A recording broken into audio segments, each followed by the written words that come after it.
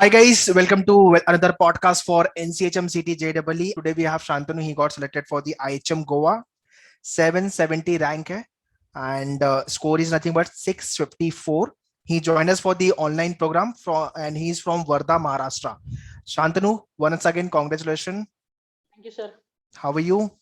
I am fine, sir. How are you? I'm also fine, feeling great that you got selected for the IHM Goa. तो मुंबई नहीं आना था, गोवा जाना था. मुंबई के लिए ट्राई नहीं किया आपने या कैसा था? नहीं सर, मुंबई के लिए ट्राई ही नहीं किया। अच्छा, गोवा. लाइक हाँ, जब पढ़ रहे थे तो मुंबई एज रखा था एम कि आईएचएम मुंबई में जाना है, क्योंकि अच्छा, जब आईएचएम मुंबई में एडमिशन मिल सकता है तो आईएचएम गोवा में मिल ही सकता है। तो ऑब्वियसली. आईएचएम मुंबई एम रख के ही पढ़ा था, उसी हिसाब से रैंक लाने का कोशिश किया। लेकिन रिजल्ट्स है, फिर सोचा कि आईएचएम गोवा जाना है तो एडमिशन मिल रहा है तो ले लेते हैं। Great, great. So lecture started. Yes sir. Okay, so you are currently in Goa और अभी नो, ऑनलाइन आई एम चल एट रहा है? My native place. ऑनलाइन ही शुरू है। ऑनलाइन चालू हो गया है. Okay, great. So tell me about your first of all कि एक आईएचएम में जाना है, ये आइडिया कहाँ से आया? होटल मैनेजमेंट करना है. I was passionate about cooking from my 8th standard. Okay, So okay, in my 8th grade, I decided that I wanted to go to hotel management. Okay. तो तभी से ये प्लान बनाया कि होटल मैनेजमेंट ही करना है। फिर उसके लिए रिसर्च किया कि कौन सी एग्जाम्स होती है, फिर कौन से गवर्नमेंट कॉलेजेस है, कौन से प्राइवेट कॉलेजेस है, दोनों में डिफरेंस क्या है। फिर फी स्ट्रक्चर, फिर इनके अलावा भी कुछ है क्या, जैसे ओबेरॉय वाले स्टेप का प्रोग्राम प्रोवाइड करते हैं, तो फिर उसके बारे में भी रिसर्च किया। फिर इतना सब रिसर्च करने के बाद 10th स्टैंडर्ड तक यही चला। फिर जब मैंने मेरा हायर सेकेंडरी एजुकेशन के लिए अप्लाई किया था, तब फिर मैंने ये डिसाइड किया कि जाना तो आईएचएम में ही है क्योंकि गवर्नमेंट कॉलेजेस है। फिर अभी प्रिपरेशन कैसे करना, तो फिर उसके लिए मैंने पहले तो मेरे नेटिव प्लेस पे देखा कि कोई कोचिंग्स अवेलेबल है क्या, लोकल कोचिंग्स। जब कुछ नहीं मिला तो फिर मैंने ऑनलाइन सर्च किया कि कोचिंग्स कौन कौन से अवेलेबल है। फिर मुझे ऑप्शन मिला मैन्यूअर का, तो फिर मैंने मैन्यूअर के लिए अप्लाई किया। फिर उसके बाद से मैन्यूअर के साथ काफी आसान हो गया प्रिपरेशन में। Okay, okay, great. So did you strategise your preparation? ऐसा मॉर्निंग में जीके पढ़ना है, फिर इंग्लिश पढ़ना है, मैथ्स, ऐसा डे वाइज कुछ स्ट्रेटजी डिफाइन किया था या इसे रैंडम चालू था? नहीं, ऐसा लाइक एक दिन में कितना कवर करना है, ये पूरा प्लान बनाया था। लेकिन मॉर्निंग में जीके, आफ्टरनून में इंग्लिश, ऐसा कुछ नहीं।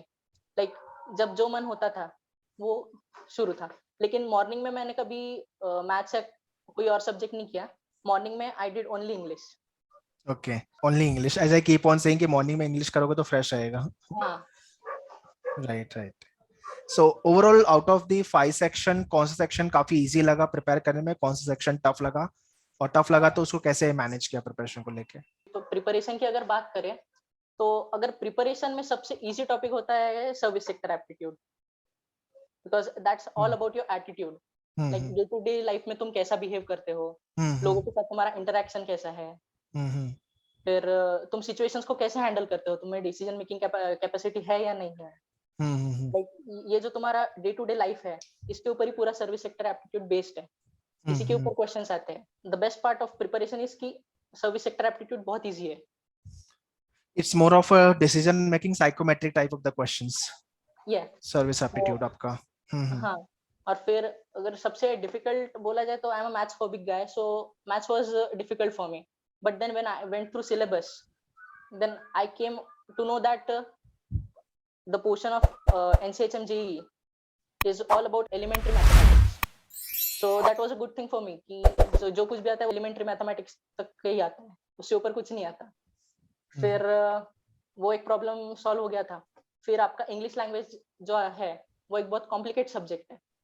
कॉम्प्लिकेट इन द सेंस कि आपको बहुत उसका यानी डीपली प्रिपेयर करना पड़ता है। हाँ, वो कैब है, ग्रामर है, आरसी हाँ, है, वर्बल एबिलिटी पार्ट है. यस. वोकैब्स, ग्रामर, ये सब आपको बहुत डीपली प्रिपेयर करना पड़ता है। उसके साथ साथ आपका ग्रामर भी बहुत अच्छा होना चाहिए। तो फिर वो एक था। लेकिन फिर उसको न्यूज़पेपर रीडिंग या फिर एक बुक आता है word power made easy by Norman Lewis. ये बुक सबसे ज्यादा अच्छा है वोकैब्स बिल्डअप करने के लिए। और जो ये है न्यूज़पेपर रीडिंग हैबिट तो डेवलप करनी ही करनी चाहिए। इससे like you have multiple benefits of that.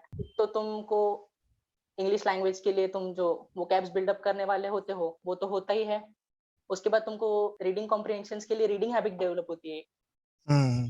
So all these things I keep on saying in my all video. English का न्यूज़पेपर पढ़ो, वर्ड पावर मेड इजी करो, ग्रामर के रूल्स पर वर्कआउट करो।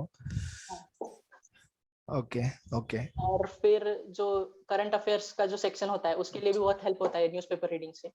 Right right. Newspaper reading is a good habit to develop. तो GK के लिए क्या क्या रेफर किया जीके के लिए अपने? जीके के लिए मैंने एक तो न्यूज़पेपर रीडिंग जो करंट अफेयर्स के लिए बहुत अच्छा है वो। उसके बाद मैन्यूअर्स के recorded video lectures on current affairs वो। लाइक मुझे ज्यादा पढ़ना अच्छा नहीं लगता था वो डिजिटल स्क्रीन पे, तो फिर मैंने मैन्यूअर का वो नोट्स नहीं पढ़े लेकिन जो वीडियो लेक्चर्स है उसको सुन लिया।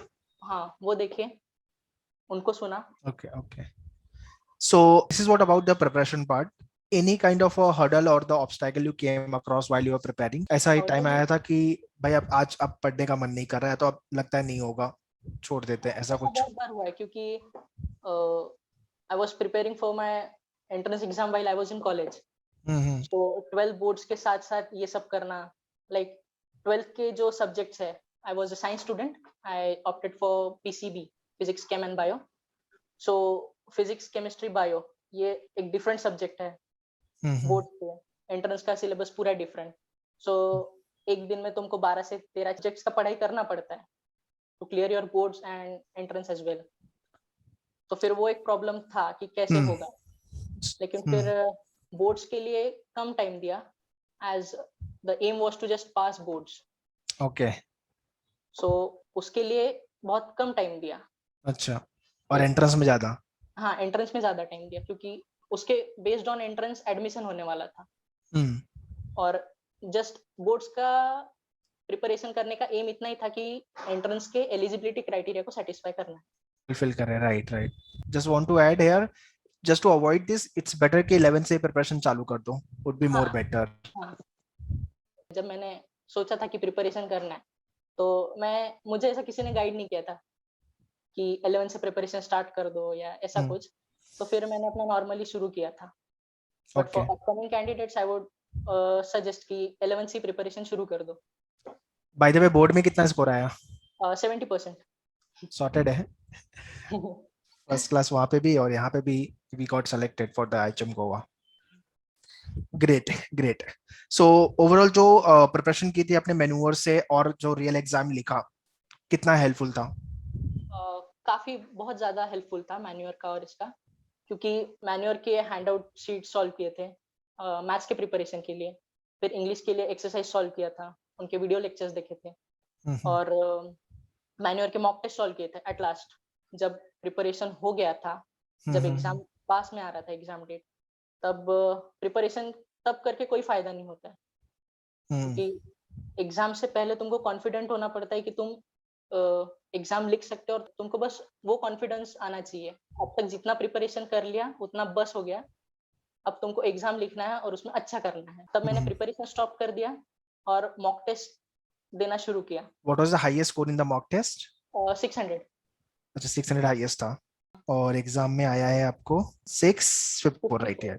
ओके या 654 का स्कोर आया, मतलब 50 प्लस मार्क्स ज्यादा आ गए फ्रॉम द रियल एग्जाम। मतलब 4 1 जा 4 एंड दिस 2, मतलब कि 10 प्लस क्वेश्चन एक्स्ट्रा राइट हो पाए अपने अप्रोक्सीमेट।